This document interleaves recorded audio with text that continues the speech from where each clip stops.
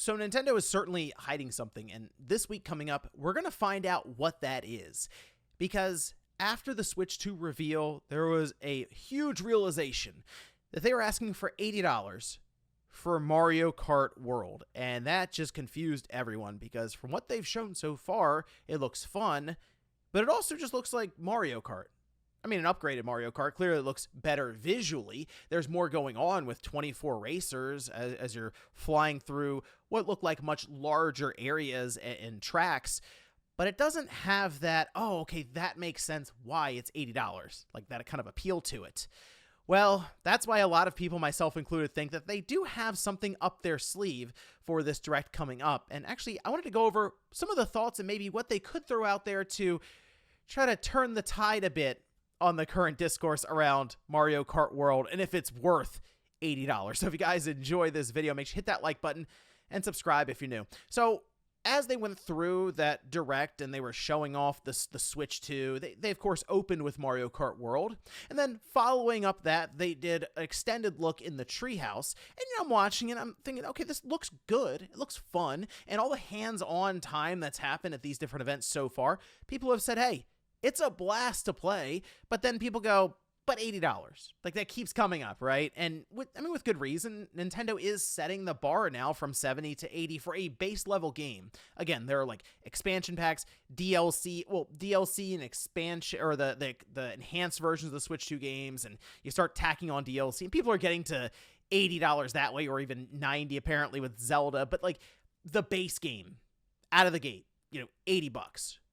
So, of course, there's a lot of pressure, and there's a magnifying glass, microscopes completely over this game. Now, Bill Trinen and technically Doug Bowser have alluded to the idea that there's something you're missing here with this game. And in a way, it's a strange path for Nintendo to take here with Mario Kart World, because what they've effectively done is told us half the story, but all of the price. So, I'll give you an example. Let's say we tuned into that Direct, all right? And the entire time, Nintendo tells us about the screen of the Switch 2. They don't tell anything about the dock performance, nothing like that. No resolution there. And the entire time, all we hear is 1080p over and over again, because that's what the handheld resolution is. Sure, it does 120 frames and HDR and VRR, and that's great. But then they end the Direct. We find out it's $450 starting, and then they tell us, oh, tune in 2 weeks from now, and we'll tell you more about this system. It's kind of how we are right now with Mario Kart, or at least how I feel we're at right now, where we know half the story. They would have never said 4K. People would have been going crazy about how it's a 1080p device in 2025 at $450. And then fast forward 2 weeks, they start talking 4K, and okay, yeah, maybe the tide would turn. The perception would change on how capable the device is, and if it is worth $450, which I think most people would say, looking around at that handheld PC market, yeah, it probably is then. So, with Mario Kart World, the thing I noticed, and many other people did too here, is that free roam mode keeps being brought up. Bill Trinen said, maybe there is more to do in free roam mode. I'm going to leave it there, and you guys can find out in a few weeks on April 17th for the Direct, which is basically what we're doing now, is just kind of hanging out waiting for the other part of the story for this game. But free roam has been brought up a couple of times, and it is making me think that is the big aha moment for a game that, Mario Kart World makes me think of, obviously, world, massive, big, open even, right? Open world. So when I think of free roam, I kind of feel like there is a bit more to it than, oh, you're just going to drive from this track to this track, and that's just going to keep the flow of the game going.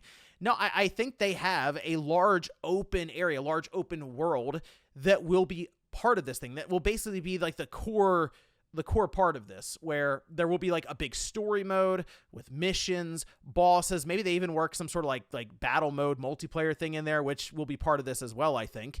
But that's kind of the big idea here. Is Nintendo watched Mario Kart 8 Deluxe start on the Switch. It followed the month after the system released. Mario Kart 8 Deluxe came out April of 2017, and it has been consistently selling massive amounts since then.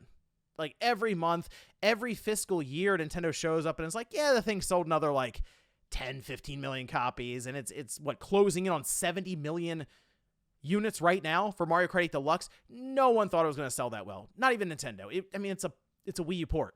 They bring it over. Wow, it did really well. Let's continue with DLC that will tie to the expansion pack. And so technically at the end of all of it, if you bought everything just outright and didn't rely on the expansion pack tier, it would have been $85 for the DLC and the base game, okay? So I'm also thinking along with this, Nintendo would want to keep this going, keep this as a consistent release. They make one Mario Kart, which is kind of what they did this last one, but like a new Mario Kart for the Switch 2, and it launches on the system, and 8 years from now, it's still relevant in some way. And I'd like to think that that is one of the big aha moments. Big open world, larger than we've ever seen for most things Nintendo's done outside of maybe Breath of the Wild or Tears of the Kingdom, and it's all about driving around, like just karting around, racing against your friends, while also participating in all kinds of missions that are set up that hopefully then work into some sort of progression. And the obvious one would be you just gather coins and you use those coins to maybe just unlock different parts, well, cosmetic stuff. That's kind of what I think they would lean into for something to keep it a bit more fair, because the cart customization stuff seemed to be out, and you're just kind of choosing different carts, which I guess that could be an unlockable. I feel like there's a lot of stuff they can do to give you that carrot on a stick experience for 8 years even. Like, just keep coming up with new stuff, throwing it in there, and keeping it as part of that initial $80 fee, which I think is kind of important here for a multiplayer game like this, is that everyone is kind of on equal footing at all times. There's no DLC or extra tracks or something that one person may have but the other person doesn't. That just splits up your potential player pool at all times. So I think it actually makes more sense for Nintendo here if this is going to be a game that they have for 8 years. Let's face it, 8 years from now, with or without Nintendo, we would have been going to $80 most likely. And from their perspective, they're probably looking at that as a company that is trying to make money and going, all right, let's just rip off the Band-Aid, let's do it now. And this being a game that will pour DLC, all kinds of stuff into, and just rely on that initial $80 fee to cover all of that. Yes, that may be wishful thinking, but I also believe a game like this that should be selling consistently over the long run, as we've seen with Mario Kart 8 Deluxe, would make a lot of sense to go that route. I'm also thinking as part of that, you would have an overwhelming number of characters. Some are looking through the footage and other parts of it and coming to this 80 plus character mark right now.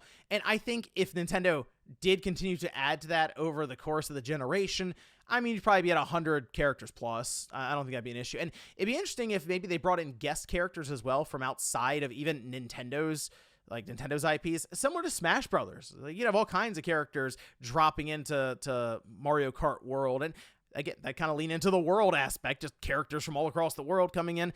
That would just be a fun thing to have as reveals going throughout the generation. That are just kind of the Smash Brothers mentality where you never know who's going to show up, and it's really fun when you realize you're about to see a new character being added into Smash. Not as complex, because that is more of like the fighting game aspect where there's a lot more you can do with one new character that gets added in. But just be able to drive around as, I don't know, Crash Bandicoot being in there. Well, that'd be weird to see, but fun. And obviously you can get very creative from there. It's just one idea at this point. But having that along with a bunch of unlockables, and the other core piece here would be multiplayer. And I don't think it would just be, oh, you're going to race with your friends and like you'll go from race to race and that's it. I sort of feel like, as they've already shown with Free Roam, where it seems like your friends can drive around with you, I sort of feel like this is going to be a situation where Nintendo will make it so that that world that you're completing these different missions in or just driving around will always feel populated by real players. And you can do that in a few different ways. Yes, you can just have people from your friends list that are playing at that same time appear, maybe even as ghosts in your world. But also, when you start up a race, and this is something that Forza Horizon does very well, they'll pull people off your friends list and have AI represent them and just kind of drive alongside while you're doing your race. It was just something fun to have there, and it did make it feel like, at first, until you immediately realize, I guess, after a few minutes, oh wait, this is an AI, but it just made the world feel a bit more alive, a bit more human, really, which is ironic because AI is technically doing the human's job. Anyway, very different topic now than how it was when Forza Horizon was first breaking onto the scene with some of those features.